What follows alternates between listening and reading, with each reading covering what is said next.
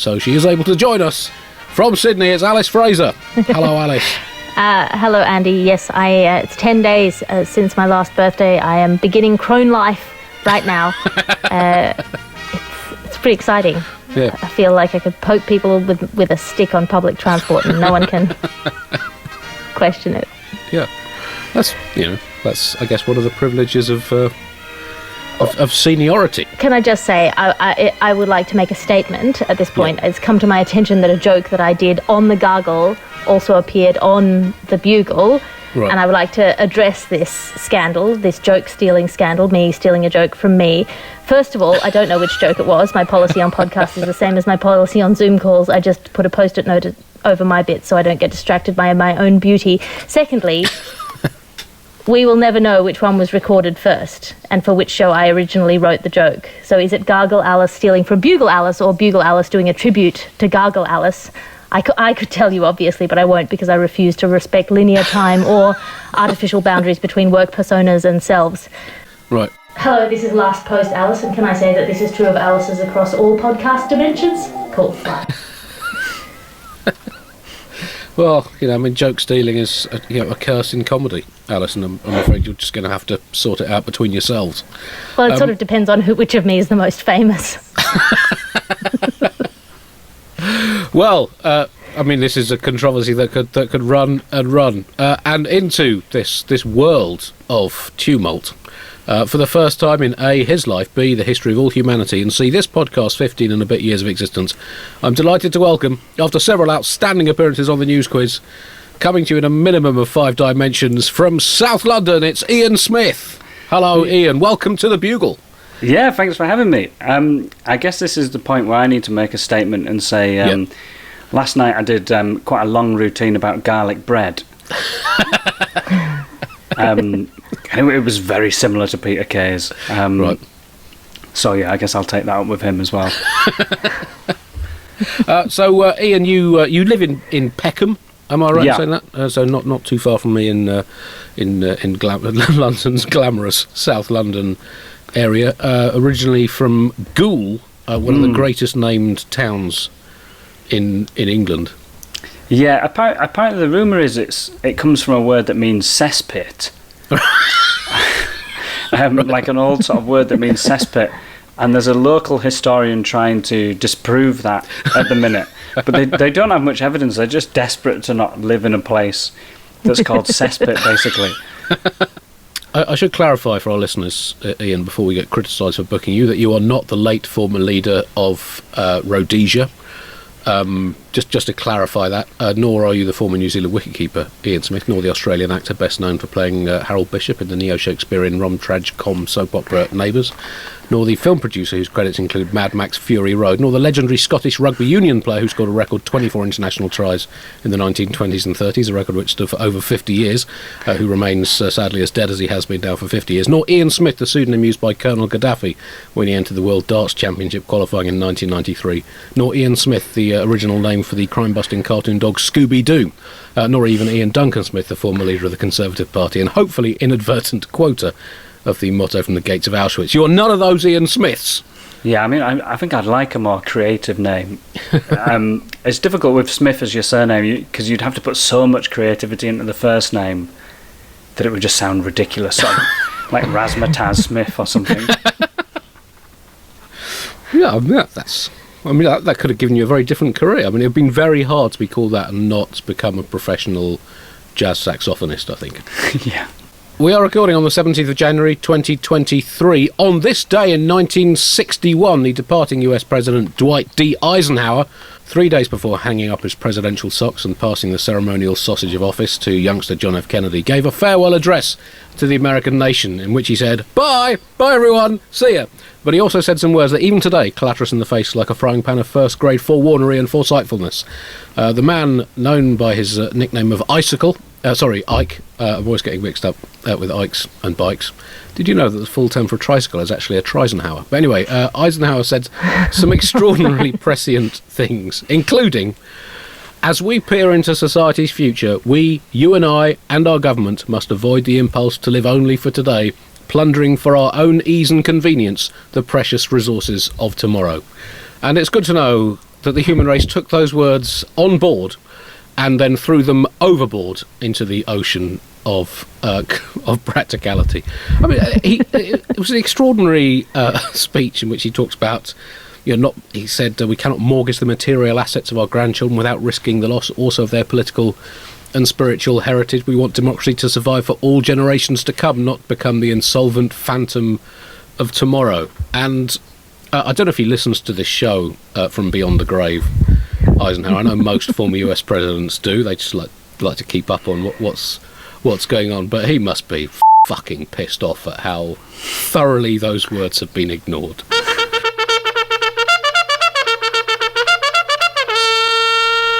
As always, a section of the Bugle is going straight in the bin. And, today we have an Antarctica a special section in the bin, commemorating another anniversary on this day 111 years ago. In 1912, British polar explorer Robert Falcon Scott was approaching the South Pole, and we've dug into the archives, and we can pick up commentary now with Scott very close to the pole. On the call 111 years ago, expert summariser Fridtjof Nansen, and with him, the BBC's Brian Strapplegreen. And here comes Scott. Has he left it too late? He's just yards away from the pole now, looking tired, and it must be said, really very cold. He's seen off Oates. Out comes the Finn. Down goes Evans. It's Scott. Scott's going to lead this team home. Here he comes. The 43-year-old former naval officer in his trademark reindeer fur gloves. The crowd are going noisily berserk. It's Scott for Team GB. He's into the red zone. He's at the pole. And seconds, just 5 weeks behind the Norwegians, and you can see how disappointed he is, the Devonian. But it's gold for Amundsen of Norway, silver for Scott of Great Britain, and well, Nans, a super effort from Scott, but you've got to say, not quite good enough on the day. Yes, Brian, you'll be freezing his bollocks off out there.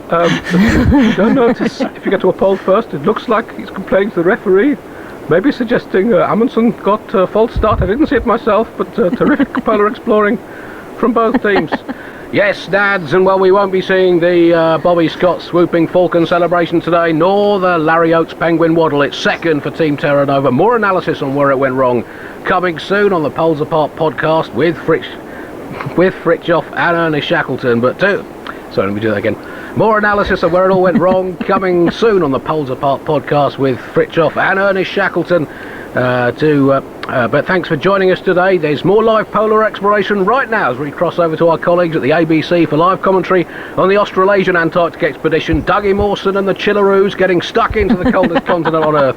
Your commentary team for this one, Nimrod expedition veteran Edgeworth David, and leading the call, Jim Maxwell.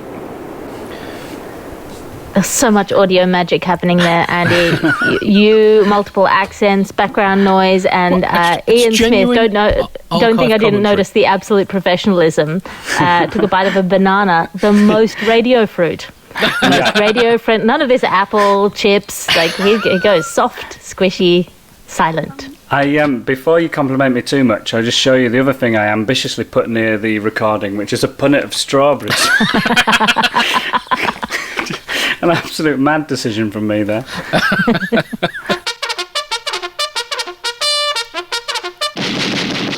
Top story this news: humanity is being taken over by technology. This is a story, Ian and Alice, that we've touched on at various points over the Bugle's history. And do you think we've now reached the point in history where the robot takeover, which is obviously now totally inevitable, increasingly inevitable, if inevitability can indeed increase, but it's not something to be feared, but something to be wholeheartedly welcomed as potentially a vast improvement on the flounderings, witterings and befuddlements of the human race? I mean, is this now, should we, every time we hear about a story about, robots dehumanising humanity, we think, well, good. We're looking at the CES roundup, right, yeah. Andy? The efforts of tech companies to go viral by creating technology that's either groundbreakingly new and cool or so weird you're going to tweet about it whether you want to or not. Like the Withings U-Scan P sensor, which is a device that sits at the front of your toilet, and when you do a wee, apparently it's best to sit down when you do it so you can get an accurate reading. It collects the urine, analyzes it, and then sends you the results to your phone via Wi-Fi, which is great. I think this is all a very positive piece of technology. It'll weed out the toxically masculine people who believe that sitting to wee is only for girls. It also replaces the old pee analysis tool where you just get a medieval doctor to rinse some round his mouth and then prescribe bleaches or bloodletting, which, of course, I never understood why people were like, oh, what terrible doctoring. Of course you're going to prescribe awful courses of treatment. You've got a mouthful of piss. You're only human. The only option before this urine analysis, other than the medieval doctor, of course, was that guy who used to lie at the urinals at gay clubs, and he can't be everywhere, Andy.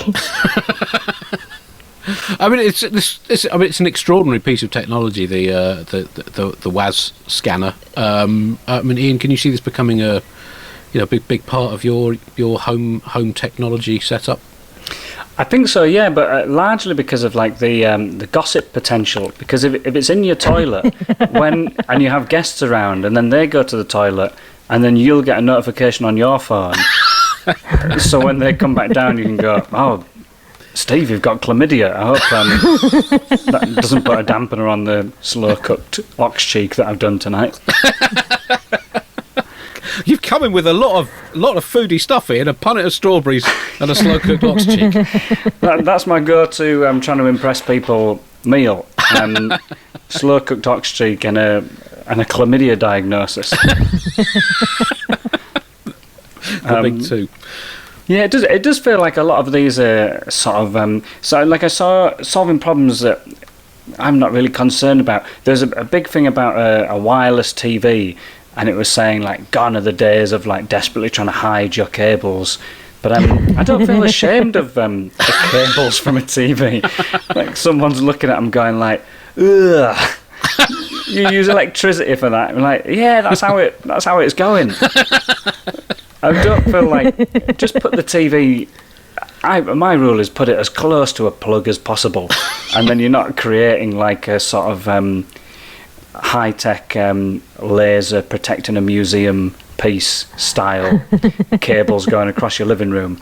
It doesn't feel like a big issue for me. Well, I enjoyed the Citizen smartwatch. It can gauge fatigue. So it's a smartwatch that can tell you when you're tired, because that is my favourite kind of tech innovation, which is to say something that we have already got a really good way of doing, but the tech is attempting to render this human function obsolete, and it might just succeed. Like, I promise you don't need to look at your watch to realise you're exhausted. Like, no, you just need to remember whether or not you have children. I think that's basically the technology that we have. It'd be amazing to be so stupid you don't realise you're tired.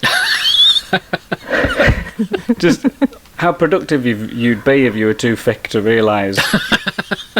But then you wouldn't be able to do many jobs. I mean, I've got to say, you've either got to be thick or a baby, literally a baby, because I have an argument with my daughter literally every day that goes something like this: you're tired, that's why you're being so awful. Trust me, if you sleep, things will feel better. And she goes, no, you're trying to trick me. That's very much the same conversation that Margaret Thatcher's advisors had with her when she was Prime Minister and took legendarily 4 hours sleep a night. So, with disastrous consequences, it must be said. A couple of other things that struck me from the Consumer Electronics Show. A mood fridge. This is a fridge that apparently changes colour depending on your mood. I don't know. Actually, I just read the headline mood. I don't know if it's your mood or the mood of the sausages within. If the sausage feels impending fate closing in on it, I'm not sure. Is this like those mood rings from the 90s where they'd just sort of go with your body heat and tell you that you were horny all the time? Which is obvious because only teenagers bought them. That's like a sure bet. You don't have to be psychic to realise that that's what the ring needs to read 90% of the time. There's a lot of colour-changing tech. A car that can change colour, which was one of the big innovations. Everyone was very impressed by the car that can change colour, which is another one of those things that sounds good in concept, but you will realise very quickly if you've ever lost your car in a car park. A terrible idea. It's a terrible idea.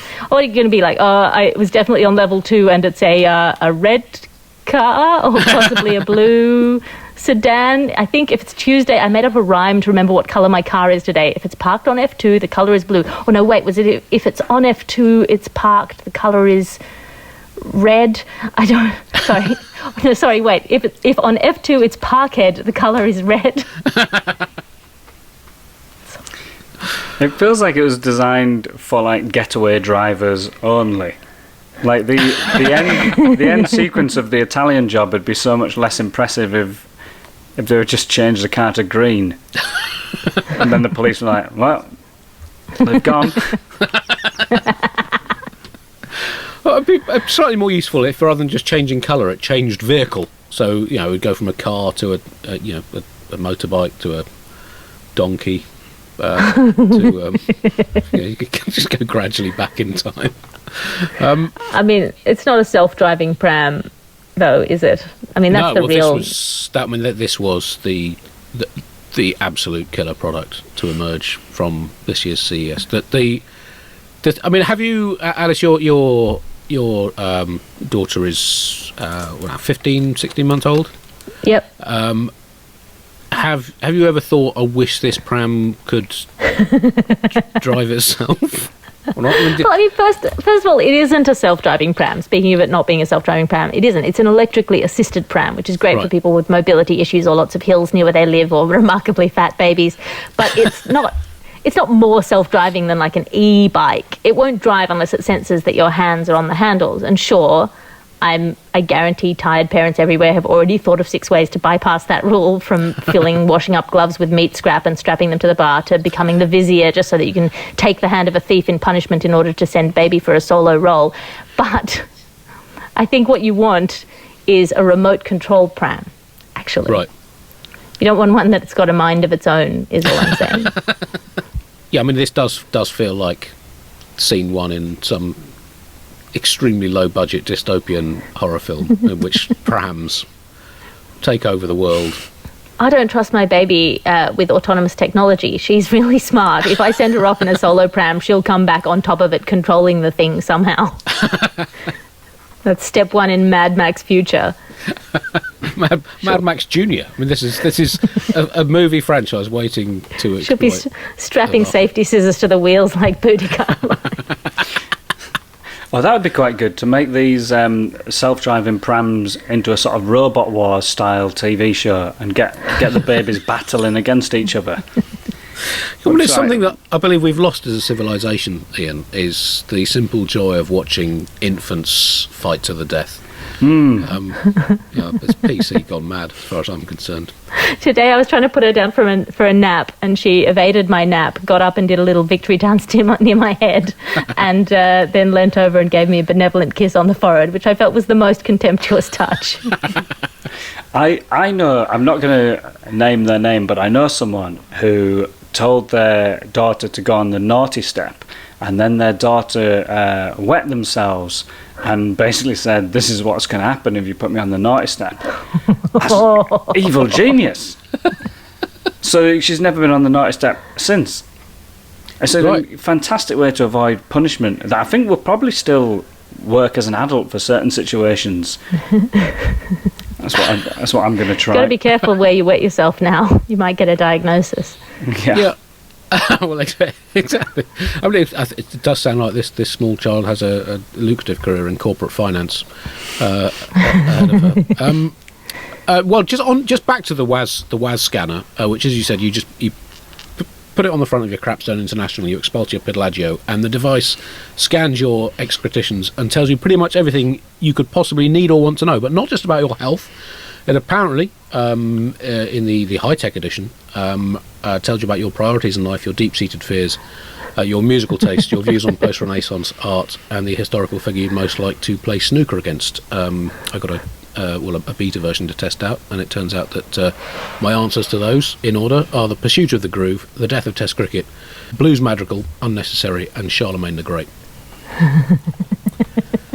So there's a laser scanner that reads the lumps on the head of your penis and diagnoses your personality. It's frenulomology.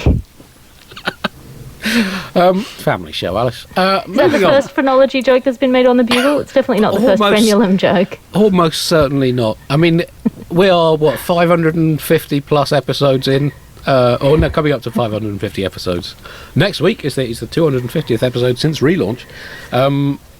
there must have been a phrenology joke in there, but just by the law of probability, even an inadvertent one. If you play it backwards, all 550 odd episodes, there will be a phrenology reference somewhere. Moving on to the world of robot ethics and films. Ian, you are our robot ethicist, ethics correspondent. Oh, good.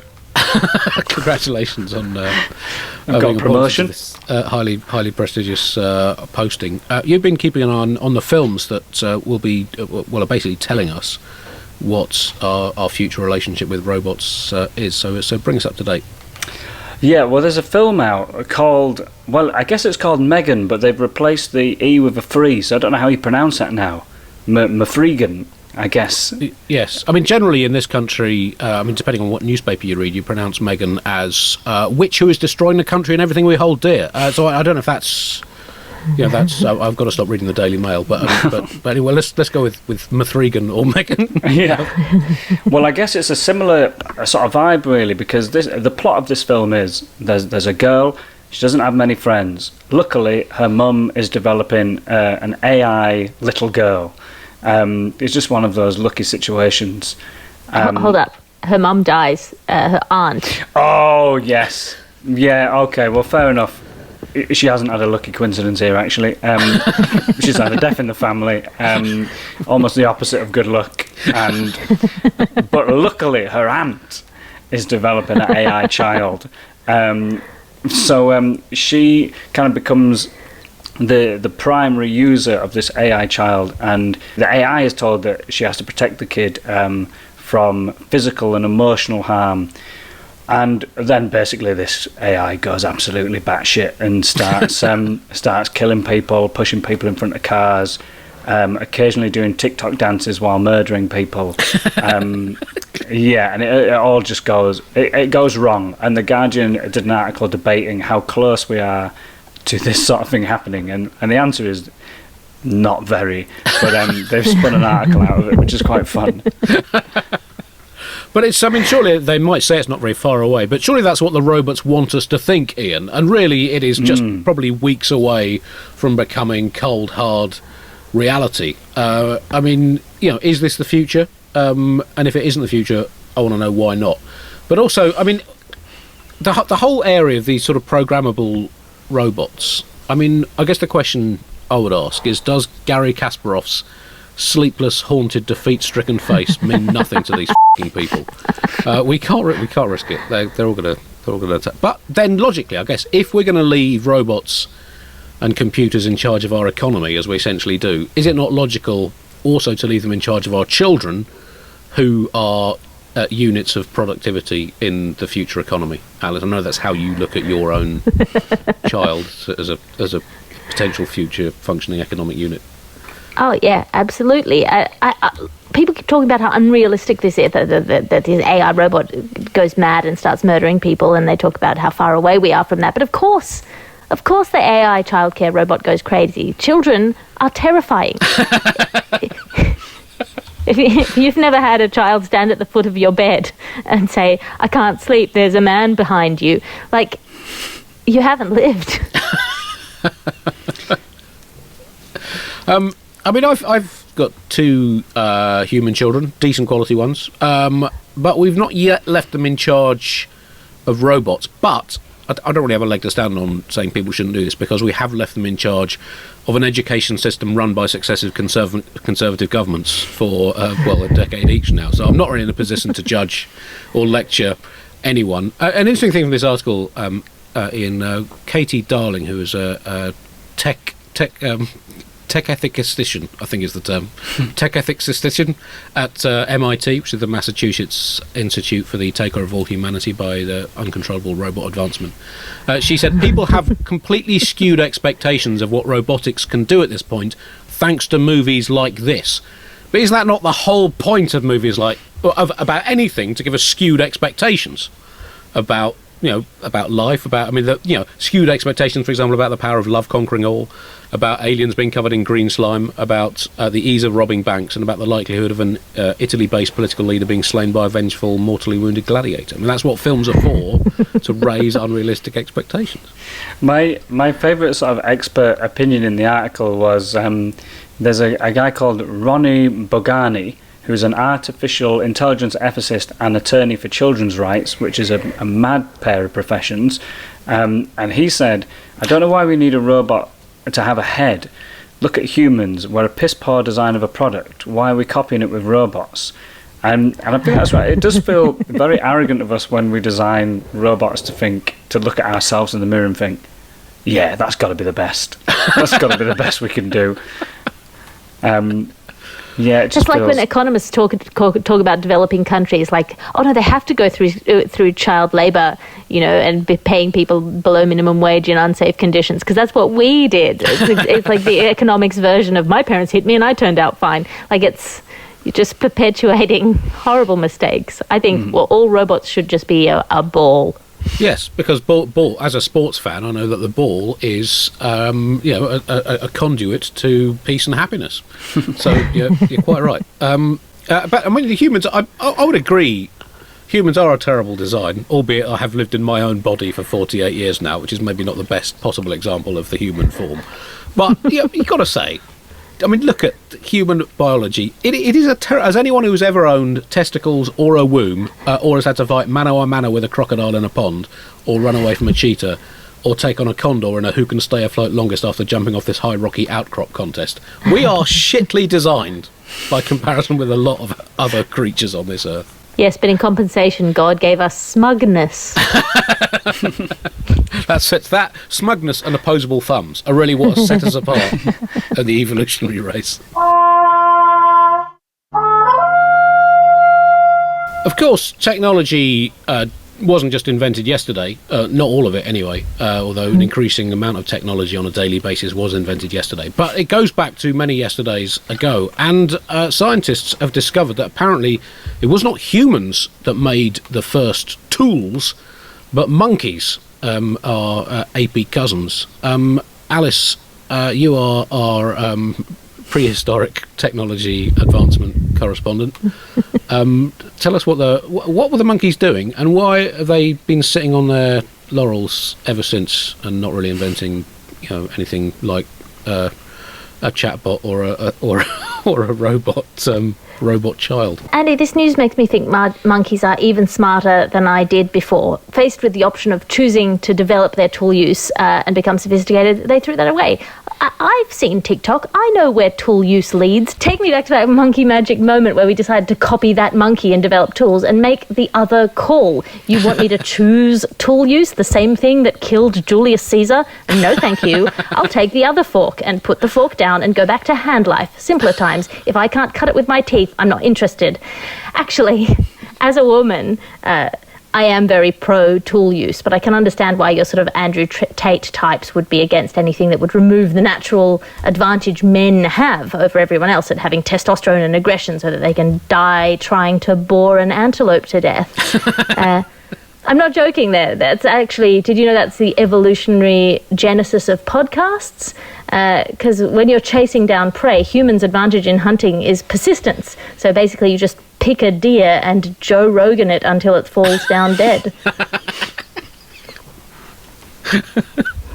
Yeah, well, that's again, that's along with opposable thumbs and what's the other one? Our evolutionary advantages. Smugness. That's it. There. Smugness and tedium.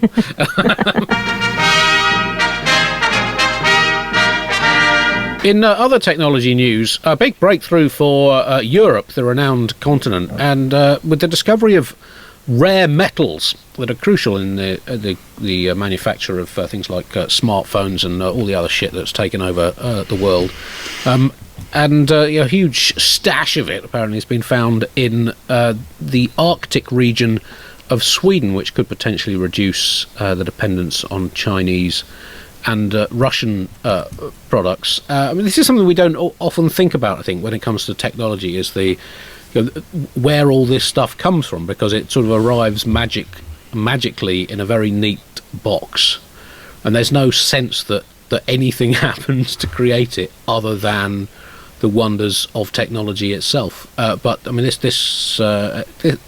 I guess, in terms of the kind of human history, is a thing really important unless we've fought a massive war for it? And if we have this stuff in Europe, does that not reduce the potential for global conflict? And is that a good thing or a bad thing? Bad. Bad, right. I've just gone with it. It was a 50-50 question. That's the correct answer. Yeah, I've hedged my bets there. I do think, it's weird that something that, like with phones, something that we've become so reliant on is made out of something so rare. It's like sort of making life support machines out of dodo meat or something.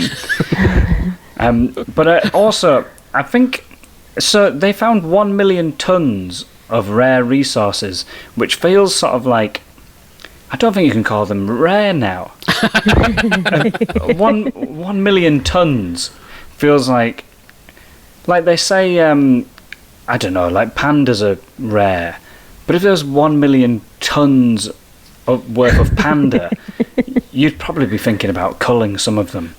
Well, not if it was just one giant panda that weighed 1 million tons. Yeah, I'd love to see it. The zoo that gets that one would be over the moon. I'm probably visible from the moon. Yep.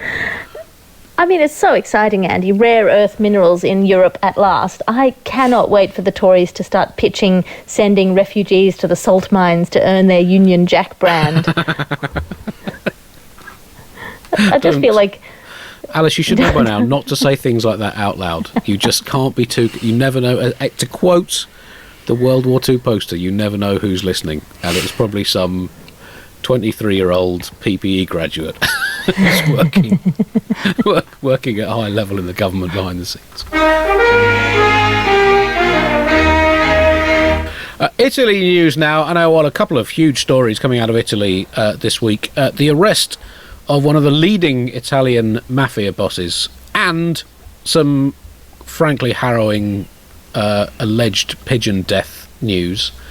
Should we start with maybe we should start with the pigeon death. This is a truly extraordinary story, in which Michael Bay, the film director, has denied allegations that a pigeon was fatally injured on a film set in Italy whilst he was making the movie Six Underground, which are also words that I say when listing my top 8 favourite ways of getting around London. It comes just ahead of overground train and obviously ahead of bus, but behind jetpack, horse, dragon, motorised unicycle and submarine, which is a bit restricted but is a fun way of going east to west and west to east. It's an extraordinary story, this. That I don't know what it tells us about the state of our species, that this story, a film director denying that a pigeon may have been killed 5 years ago on a film set, has made the news. I guess 5 years on, the relatives of that pigeon won't forget. They won't let this story die, and they're going to keep bringing it up. But yeah, it does feel mad that Michael Bay, who is like renowned for making films with so much destruction, is having to defend himself for killing a single pigeon. It feels like the least Michael Bay thing that could happen to Michael Bay. His lawyer as well said that this story had tarnished Bay's reputation as someone who fiercely supports animals, financially and otherwise. What is otherwise? What? Emotionally. Yeah. I would love to see him doing whatever otherwise is to a pigeon. Yeah, I don't know. I mean, it's a little song. Could write it a poem. Yeah. Yeah. Great job. That statue will never be the same. I can barely tell that you've only got one toe on that foot. But again, I mean, it's, this story essentially is film director denies belated allegation that one of the world's estimated 400 million pigeons may, and I emphasise may, have been accidentally clonked to death, or at least clonked into a bit of a dizzy spell, on his film set almost 5 years ago, although no evidence of pigeon death has yet been presented, and this happened in 2018, a year in which humans ate over 70 billion of the allegedly dead pigeons' bird community colleagues. It's what are we trying to distract ourselves from? That this story is one of those distractions. It's got to be big. I think it's a sign that we've all become much more sensitive to animal rights. I don't know if you know the famous children's movie Milo and Otis, but they just shot like 100 dogs off a waterfall. I don't know that film. No, but sounds like an interesting family watch. There's a lot of kittens. It's a heartwarming story about a kitten and a puppy that go on an adventure together. But let me just say, the kitten and the puppy that start the adventure in real life are not the kitten and puppy that are there at the end of the film. The mafia. I know, Ian. You, before you went into comedy, you worked for several years in the Sicilian mafia. Tell us what that was like. Someone from Humberside. You put the silly in the Sicilian mafia. Well, the worst part of being in the mafia, just the most self-conscious part, is when you're given your mafia nickname, because it's sort of really quite a sort of reveal. It's usually a physical thing. So this guy who they've sort of captured was called the Skinny One. So you just feel horrible, because they get you in a room and there's maybe like 10, 20 of the other mafia gang there, and they basically brainstorm your nickname in front of you. So I had like a lot of people, like, as you can see, would call me Eyebrows. I got Eyebrows straight away. So Ian Eyebrows Smith. Someone shouted out low self-esteem. I didn't really appreciate that. So yeah, that's the tough part. The sort of killing and the murders is okay, really. Because once you've had your self-esteem battered like that, nothing really affects you anymore. Well, it was an interesting insight into mafia life. Thank you. Yeah. I mean, this chap, his nickname was the Diabolical, or the Skinny One, and he's a nepo baby. His father was a powerful mafia boss, and he just stepped into his father's shoes, presumably after killing his father. I don't know the details, but yeah, how can he be proud of all of the murders that he achieved, knowing that it was just through family influence? Oh wait, isn't that the whole mafia deal? Wait. He once claimed, he said, I filled a cemetery all by myself, which is only terrifying if he means like bodies and not flowers. He's a very generous man. Or strawberries, even. Yeah. My favourite bit about this story is that they've tracked him down, but there were so few pictures of him, like from the past, that they basically had to guess what he would look like. So they've basically been looking for like a 70-year-old man with like an evil look, or some sort of vague. It'd be like if you got a Where's Wally book and the only description you were given was you're looking for a man in his 30s. No, they did these generation, like AI generated pictures of him aged up, which is all data that you provided by playing that stuff on social media. So everyone who did one of those silly aged up photos of themselves should feel proud rather than ashamed. I like the little fact in this article that he was known for wearing expensive suits, a Rolex, and Ray-Ban sunglasses. Unlike every other mafia guy. It's not a quirky trait, They've apparently arrested quite a few people in the past thinking it was him because of the kind of having so little to go on. But the best one, they said a Liverpudlian man was arrested in Amsterdam at one point, which just seems... A Liverpudlian, the idea that as well as getting corrective plastic surgery, you'd be like, right, I'm going to learn a Scouse accent. There's no way. I'm going to have a Liverpool third kit on and a Scout accent. To be fair, it is a very unconvincing accent. It's like, what's he trying to do? What's this guy trying to do? Yeah. that brings us to the end of this week's Bugle. Thank you very much for listening. A quick plug is we have a sale on. Bugle merch, I've been reliably informed, is reduced by 40%. If you go to thebuglepodcast.com and click the merch button. Also, if you want to join our voluntary subscription scheme and give a one-off or recurring contribution to help keep this show free, flourishing and independent, that's also on the website.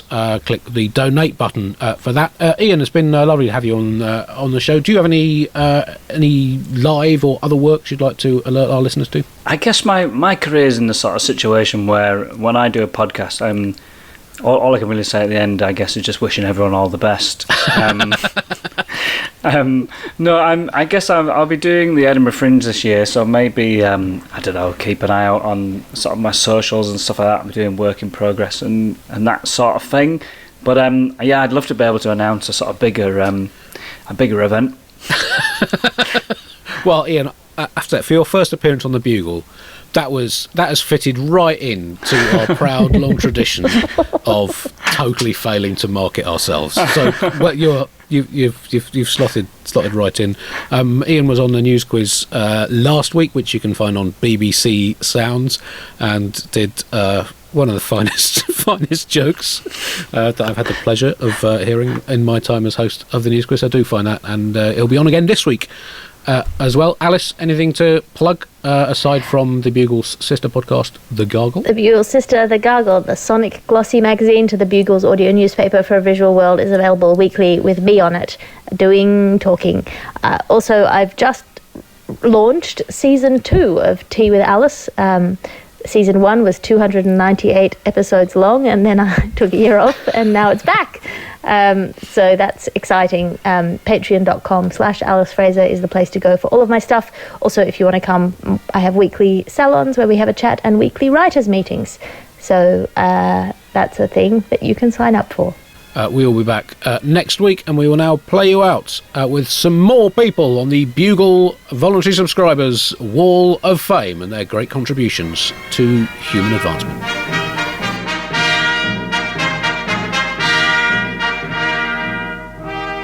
Niall Jackson plotted out the course of 8 of the 10 largest tributaries of the Amazon River when it was designed, without which it would have run out of water by now. Kirk Roberts designed the first ever space hopper. At 20 metres in height, it would have enabled a family of 4 to bounce down a motorway at up to 65 miles an hour if they got into a rhythm. Sadly, it was never produced. Christian Kaiser suggested that Morse code use a combination of dots and dashes rather than a combination of the word Morse and the word Lewis, as originally planned by its inventors, who absolutely loved the British TV show Morse. Ken Samuels was the person who revolutionised basketball by suggesting the real basket on a high shelf be replaced with the bottomless pseudo-basket with which we are so familiar today. Deborah Swain discovered what the function is of the famous shell part of the tortoise. People always assumed it was defensive, explains Deborah, but in fact it was acoustic, so the tortoise could sound better when it sang to itself, a bit like Jimi Hendrix playing his guitar in the toilet. Justin Livernois was the person who suggested using solid bats in baseball rather than frozen or fossilised snakes, a move which really paved the way for today's generation of power hitters. Kieran Johnston discovered that the plots of most of Shakespeare's plays were essentially copied from a mid to late 16th century celebrity gossip magazine, Scuttlebutt Today. And finally, Lisa Pavlik disproved the widely believed historical theory that the 7th century didn't happen, a theory that gained traction because no one in a survey of 100 random members of the public for a TV game show could think offhand of anything particularly noteworthy that happened during it. To join the Bugle Wall of Fame, go to thebuglepodcast.com and click the donate button.